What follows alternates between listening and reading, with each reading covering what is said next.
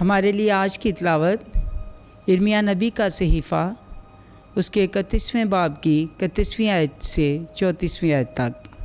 देख, यूँ खुदावंद का फरमान है, वो दिन आते हैं कि मैं इस्राएल के घराने से और यहूदा के घराने से एक नया अहद बांधूँगा, उस अहद की मानत नहीं जो मैंने उनके बाप दादा से उस रोज़ बांधा था जब मैंने उनका हाथ पकड़ा था ताकि उन्हें मुल्क मिस्र से निकाल लाऊं, जिस अहद को उन्होंने तोड़ा हालांकि मैं उनका मालिक था।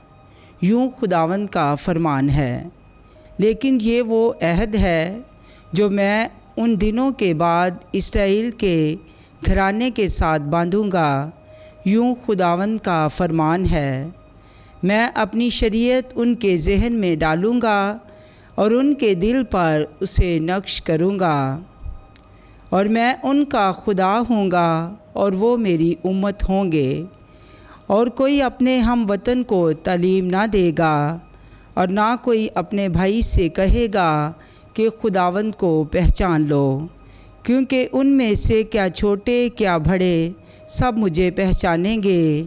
यूँ खुदावंद का फरमान है, क्योंकि मैं उनकी नाराज़गियों पर रहम करूँगा और उनके गुनाहों को फिर कभी याद ना करूँगा। पाक कलाम के पढ़े और सुने जाने पर खुदा की बरकत हो। खुदा का शुक्र हो।